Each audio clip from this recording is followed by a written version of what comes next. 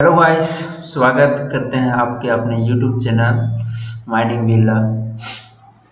तो गाइस, देखते हैं सिलेबस जेएसएससी माइंड इंस्पेक्टर।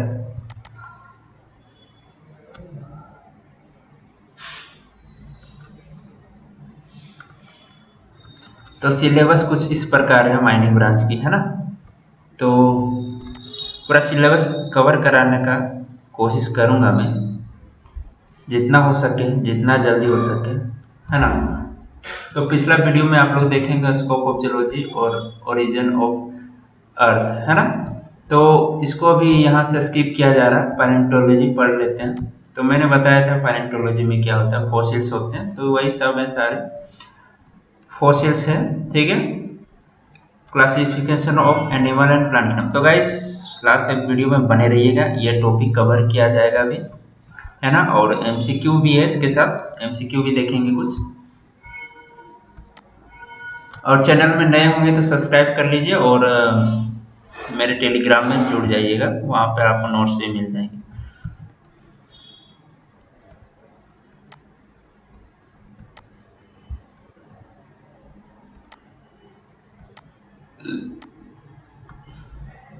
तो गैस, फॉसिल्स सबसे पहले हमारा जो चैप्टर है यहाँ लिखा गया है। तो चैप्टर का नाम है पैलेंटोलॉजी और उसके अंदर हमें पढ़ने हैं fossils, mode of Egyptian fossils, uses of fossils और classification of animal and plant kingdom, ठीक है। तो यही है हमारा चैप्टर। तो फॉसिल्स है क्या? फॉसिल्स का मतलब होता है जीवाश्म, कोई भी मृतक शरीर का बचा हुआ कोई अंश, उसी को हम लोग बोलते हैं फॉसिल्स। फॉसिल्स कुछ भी हो सकता है, कोई इंसान का भी हो सकता है, कोई जानवर का हो सकता है, कोई प्लांट का हो सकता है, किसी का भी हो सकता है। तो हमें फिलहाल इंसानों के बारे में भी नहीं पढ़ना है, पैलेंटोलॉजी बताता है फॉसिल्स के बारे में, वो भी एनिमल और प्लांट का। तो देखिए डिफिनेशन साफ साफ है, फॉसिल्स आर रिमेन या इम्प्रेशन। कोई फॉसिल्स एक बचा हुआ कोई छोटा टुकड़ा हो सकता है या उसका कोई छाप हो सकता है। इंप्रेशन ऑफ इंसिडेंट, इंसिडेंट किसका हो सकता है? Animal and plant which have been preserved within the sedimentary rock. तो वो क्या है? जो बचे हुए अवशेष या कोई छाप है जो फॉसिल्स का, वो जो है प्रिजर्व है, प्रिजर्व में सुरक्षित रखा गया। किसमें? सेडिमेंट्री रॉक में।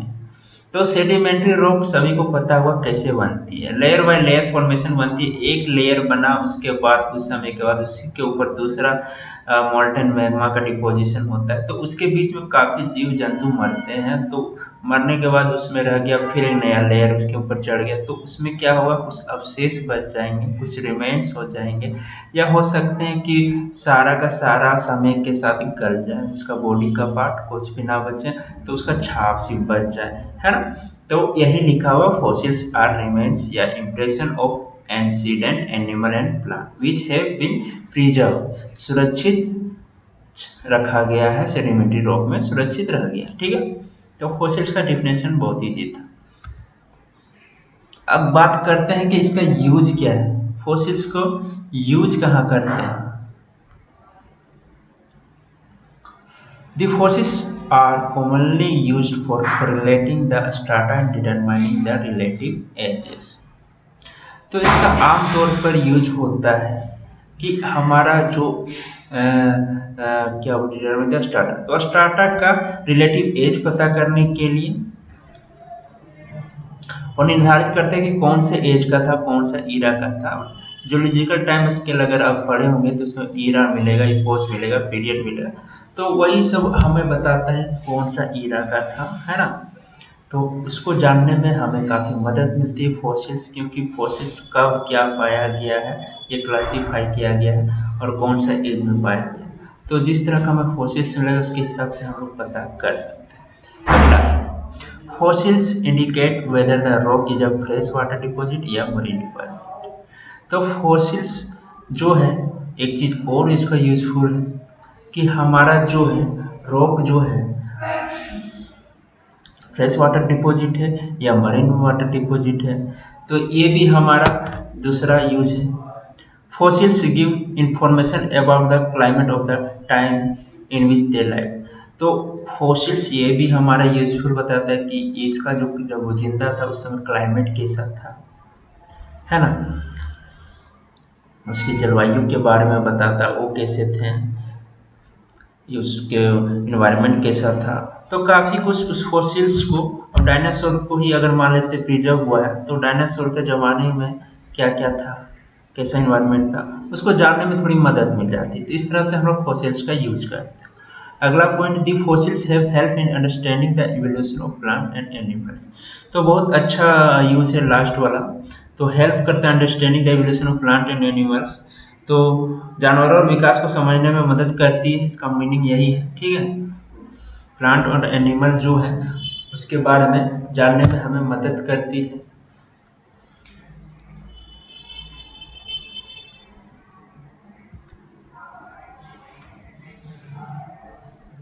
तो अब बात करते हैं mode of preservation of fossils. हमारा दो हो चुका है, फॉसिल्स क्या है, यूज कैसे करते हैं, ठीक है। तो mode of preservation of fossil, the fossils are preserve in a rock in a number of different form which are as follows. तो जो मोड ऑफ प्रिजर्वेशन है डिफरेंट फॉर्म में हुआ है, कौन कौन से फॉर्म है,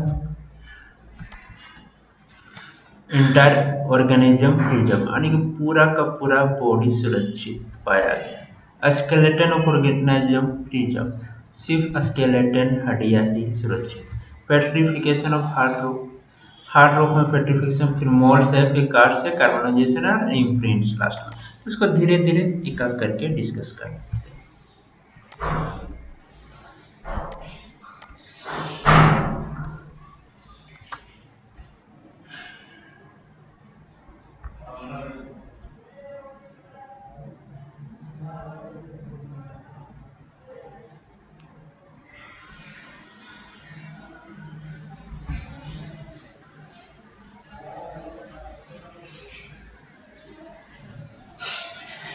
चलिए क्या लिखा हुआ है, इंटायर ऑर्गेनिज्म प्रिजर्व, प्रिजर्व का मतलब है सुरक्षित चट्टानों के बीच में उसका फॉसिल्स पाया गया। तो इंटायर ऑर्गेनिज्म, ठीक है, preserve the old body of the organism including it's soft part. तो जो फॉसिल्स हम पा रहे हैं इसमें, इसमें क्या है कि वो बॉडी ऑर्गेनिज्म इंक्लूडिंग और सॉफ्ट पार्ट, तो उस फॉसिल्स का सॉफ्ट पार्ट भी सुरक्षित हो सकता है, में भी प्रिजर्व। तो इस तरह का अगर हमारा देखा जाता है तो इंटायर ऑर्गेनिज्म प्रिजर्व बोलते हैं उसको, ठीक है। तो फॉर एग्जांपल में एक बढ़िया सा एग्जांपल है, बहुत बढ़िया, the bodies of mammoth, elephants of Pleistocene age are found preserve in the ice in the northern Siberia. तो सभी को पता है कि बॉडी को, मरा हुआ चीज को अगर चाहते हैं कि पूरा सुरक्षित रह जाए, ताज़ा रह जाए काफ़ी दिनों तक, तो आइस का यूज किया जाता है।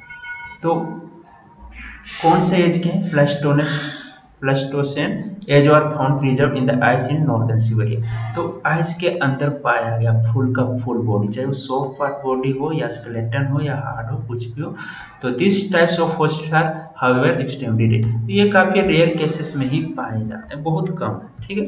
तो इंटायर ऑर्गेनिज्म प्रिजर्व का मतलब यही होता है पूरा का पूरा बॉडी हमारा सुरक्षित पाया गया, मरा हुआ, जिंदा नहीं, है ना। स्केलेटन ऑफ ऑर्गेनिज्म प्रिजर्व, ठीक है, in rock of tertiary age, tertiary age का रॉक आप पढ़े होंगे, इंजीनियर्स रॉक, सेडिमेंट्री, मेटामॉर्फिक, तो उसमें आपको मिला होगा टर्सरी एज में कौन सा रॉक। तो ठीक है, in rock of tertiary age the bony skeleton of animals having original क्या composition and structure are found. Opposition नहीं, कॉम्पोजिशन होना चाहिए, ठीक है, या एम छूटा हुआ कॉम्पोजिशन है यहाँ पर। इन रॉक ऑफ टर्सरीज, तो टर्सरी एज में तो जो बोनी स्केलेटन था एनिमल का, जो एनिमल का जो हड्डिया का ढांचा था वो ओरिजिनल स्ट्रक्चर में पाया गया, तो उसी को हम लोग बोलते हैं स्केलेटन ऑफ ऑर्गेनिज्म प्रिजर्व, ठीक है। तो इसमें हड्डिया ही सिर्फ सेफली पाया गया, बाकी जो सॉफ्ट पार्ट थे वो गल गए या कुछ जीवाणु खा गए या कुछ भी हो सकता है, तो ठीक है। Petrification of hard rock, mineral metal like silica यानी खनिज पदार्थ जैसे कि सिलिका, कैल्शियम कार्बोनेट और आयरन सल्फाइड की जगह ले सकते हैं, ठीक है, ये दूसरे के जगह ले सकता है। Remains of organism particles by particle thereby preserving the structure faithfully. तो एक दूसरे पे भी ये मिनरल घुस सकते हैं। तो ये हमारा जो एक रॉक होता है, एक हार्ड रॉक होता है, उसमें ये सब मिनरल्स भी पाए जा सकते हैं एक साथ। ठीक है, तो यही बोल रहे एक दूसरे का जगह ले सकते हैं, उसको एक दूसरे पे घुस चला जाए, तो इसको बोलते हैं पेट्रिफिकेशन ऑफ हार्ड रॉक्स।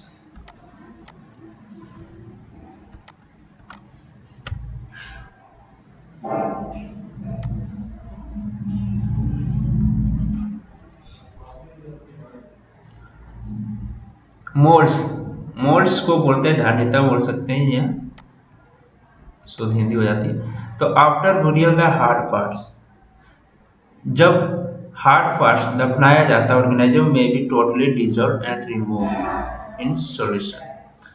तो after burial the hard parts of the organism may be totally dissolve, total भूल जाएगा या रिमूव इन सॉल्यूशन। तो ऐसा होगा कि टोटल के टोटल अगर खत्म हो जाए तो वो मोल्ड कहलाता है। As a result hollows having the shape of the outside of the body are left. तो हो सकता है कि उसका कुछ प्रिंट आउटसाइड में बच जाए। The rock beds such hollows are called molds। तो वही सब hollows को बोलते हैं molds। कार्ड्स, कार्ड्स में देखने क्या है, मोल्ड में भी फिल्ड विथ मिनरल मेटल। तो ये सब मोल्ड में जो होता है मिनरल मेटल के साथ filled with producing natural cast. तो इसी के सांचे प्राकृतिक में क्या बोल सकते हैं इसको कि खनिज पदार्थ भरे हो सकते हैं।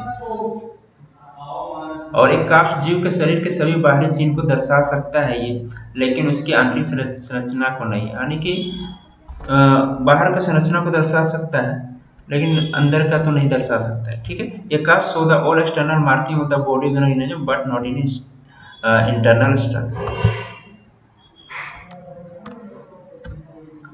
अब देखते हैं कार्बोनाइजेशन। ठीक है, व्हेन प्लांट्स डिकम्पोज स्लोली, जब कोई प्लांट धीरे धीरे सड़ना गलना शुरू होता है, their organism tissue are transform into carbon. तो सभी को पता है कि कोयला जो है हमारा प्लांट से ही बना है। कोयला एक कार्बन का ही रूप है, जब वो कार्बन अधिक हो जाती है तो लास्ट में डायमंड का रूप ले सकती है।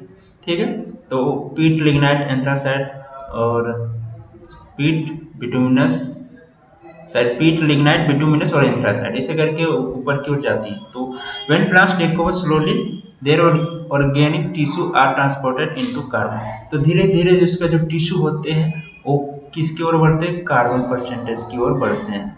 ठीक है, ट्रांसफॉर्म हो जाते हैं carbon. Such carbonised remains commonly preserve the structure of the original material.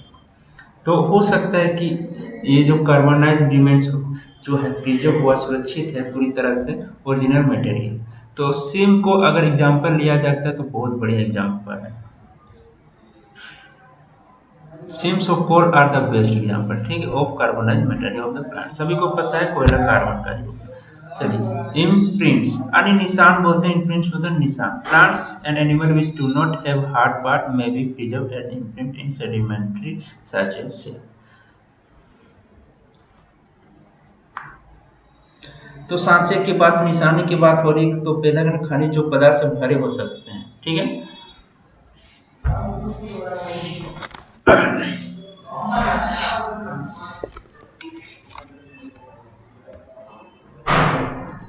चलिए एमसीक्यू कुछ देख लेते हैं, काफी इंपोर्टेंट एमसीक्यू, इसको लिख लीजिएगा तो आसान होगी शायद एग्जाम में। तो fossils are form in which type of rocks. तो सेडिमेंट्री रॉक में पाया जाता है, तो ऑप्शन सी सही है। Most evident source of evolution comes from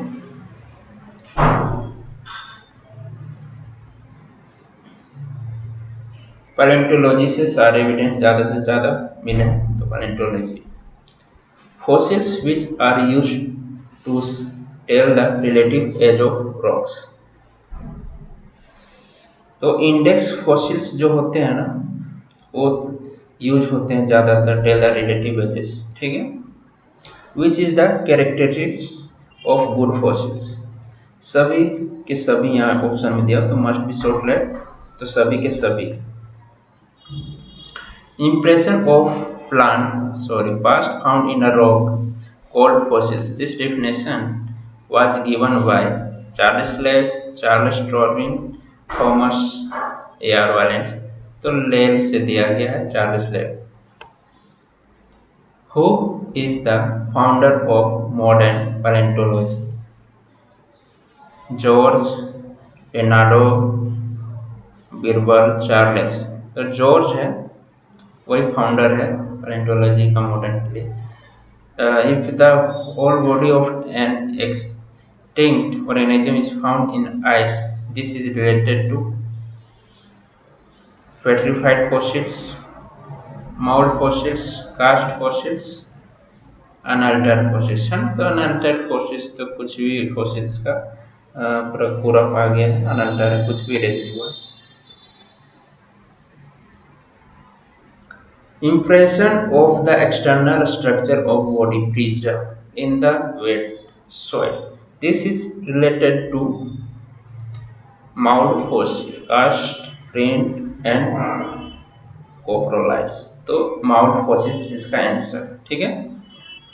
Stony piece of fossils found in animals' stomachs। तो स्टोनी पीसेस ऑफ फॉसिल्स जो है एनिमल के पेट में पाया जाता है। तो ऑप्शन में दिया हुआ है गैस्ट्रोलिथ, कैप्रोलिथ्स, ऑटोलिथ्स, एमोनाइट्स। तो गैस्ट्रोलिथ, ठीक है। The father of Indian palaeontology is Birbal Sahni, कोराना विजय जेबी। तो Birbal Sahni. The earliest fossils of foraminifera found in Permian rock, Carboniferous rocks, Silurian rocks, Cambrian rocks। D is the right answer, ठीक है, कैम्ब्रियन रॉक। तो ये सबको रट लेना है ना, थोड़ा समझने लायक है। कहीं के अगर पूरा का पूरा टॉपिक अच्छे से अगर पढ़ो इसके बारे में तो काफ़ी कुछ जानकारी अपने आप मिल जाएगी और एमसीक्यू सॉल्व हो जाएगी। लेकिन जहाँ तक पता है हमको जियोलॉजी सभी लोगों को पसंद नहीं, इसलिए मैं एमसीक्यू साथ में दे रहा हूँ ताकि कुछ एमसीक्यू रटा जा सके, है ना। एग्जाम खराब नहीं होनी चाहिए। एग्जाम निकले चाहे रटने से या समझने से कोई फर्क नहीं पड़ता है, हमें बस एग्जाम क्रैक करना है, ठीक है। तो यही है हमारा मेन पर्पस।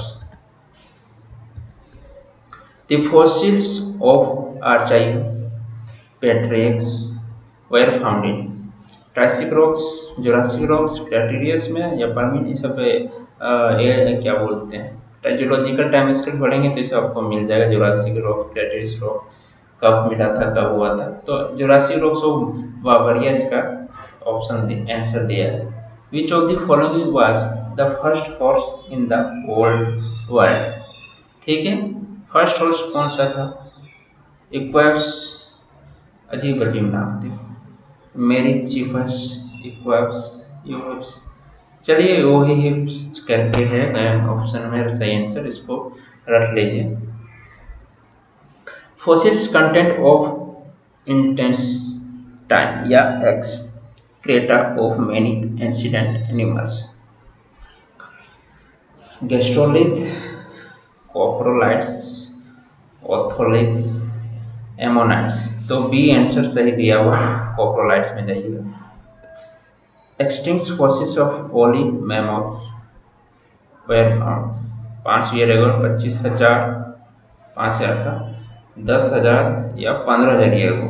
तो 25,000 साल पहले पाया गया था। The study of early forms of human and their primate ancestors is known as taphonomy, permafrost, paleontology। तो सी है paleoanthropology, ठीक है। The carbon 14 method was developed by the Indian physicist Willard F. Levy। Radiocarbon dating can help find the age range of biological specimen from।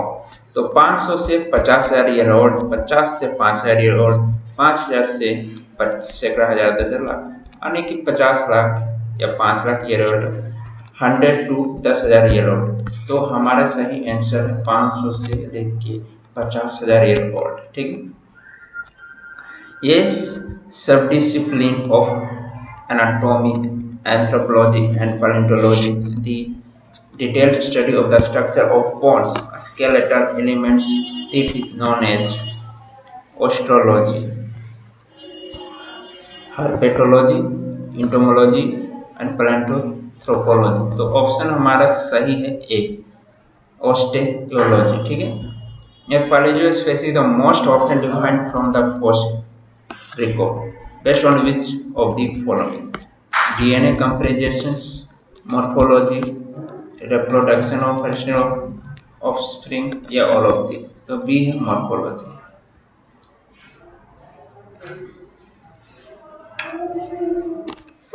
Question को 2-3 बार पढ़िएगा तो शायद कुछ ना कुछ समझ में आ जाए, क्योंकि जूलॉजी का जो टर्म होता है काफी इजी तो नहीं है, अजीब अजीब टर्म के साथ डिफाइन किया हुआ रहता है ना।